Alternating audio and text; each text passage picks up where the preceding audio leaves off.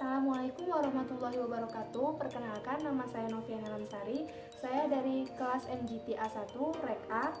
Dalam kesempatan ini, saya akan mengulas sedikit tentang buku yang berjudul Kepemimpinan dalam Perspektif Organisasi. Adapun identitas dari buku ini yaitu berjudul Kepemimpinan dalam Perspektif Organisasi, tebal buku 224 halaman, penulis Sutarto Wijono, penerbit Pranada Media Group, tahun terbit 2018, bahasa menggunakan bahasa Indonesia, sampul buku yaitu biru putih. Buku ini ditulis oleh Sutarto Wijono yang lahir di Kota Pasuruan, Jawa Timur pada tahun 1981 yang telah menyelesaikan kuliah pada program bimbingan dan konseling. Sejak 1982 hingga 1985 menjalani ikatan dinas dan bekerja sebagai konselor dan koordinator guru pembimbing PPPK Petra Surabaya. Baiklah, adapun sinopsis yang akan saya ulas dari buku Kepemimpinan dalam Perspektif Organisasi ini adalah bahwa buku Kepemimpinan dalam Perspektif Organisasi ini telah memetakan dan menyiapkan berbagai hal untuk calon pemimpin ataupun pemimpin agar bisa memainkan perannya lebih berkarakter, berintegritas, dan lebih berkualitas dan juga profesional. Dan buku ini juga mengharapkan setelah pembaca selesai membaca buku ini, maka ia akan lebih memimpin organisasinya dengan lebih baik dan juga dapat memanfaatkan peluang-peluang yang ada. Buku ini juga dapat digunakan bagi pemimpin ataupun calon pemimpin yang bergerak di bidang jasa, manufaktur, dan juga pendidikan. Ini juga digunakan sebagai landasan untuk para calon pemimpin dan juga pemimpin karena buku ini sangat mudah dipahami dan mudah untuk diaplikasikan baik secara teori maupun praktis.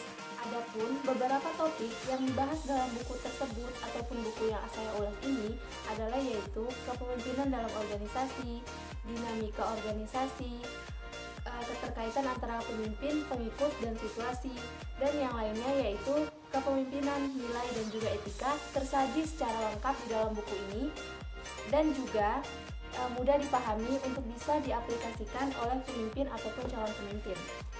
Kenapa dapat saya katakan bahwa buku ini mudah dipahami?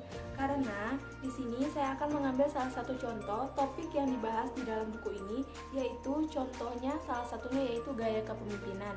Nah, buku ini menjelaskan berbagai bentuk gaya kepemimpinan sehingga kita paham dan mengerti apa itu gaya kepemimpinan. Dan juga tidak hanya contohnya ataupun tidak hanya penjelasannya, buku ini juga memberikan dan meletakkan salah satu pendapat dari para ahli. Setelah itu, buku ini juga memberikan gambaran berupa gambaran yang membuat kita mengerti apa itu gaya kepemimpinan dan seperti apa bentuknya ataupun urutannya. Buku ini juga memberikan salah satu contoh yang mudah kita pahami dengan mengambilnya ataupun menjelaskannya sesuai dengan lingkungan sekitar kita. Nah, adapun kelebihan ataupun kekurangan dalam buku ini atau bisa disebut dampak positif dan negatifnya, yaitu yang pertama kelebihannya itu menurut saya bahwa buku ini ditulis ataupun disajikan dengan tulisan yang mudah dipahami dan dapat dimengerti oleh kalangan mahasiswa ataupun bagi siapapun yang membacanya karena dia tidak menggunakan bahasa yang begitu baku. Dan juga kelebihannya yaitu buku ini tidak terlalu tebal ataupun memiliki halaman yang tidak terlalu banyak sehingga kita tidak jenuh untuk membacanya. Juga buku ini tidak banyak menggunakan bahasa asing ataupun bahasa Inggris. Nah, kekurangan ataupun dampak negatif dari buku ini menurut saya yaitu buku ini tuh sulit didapetin di toko buku sekalipun.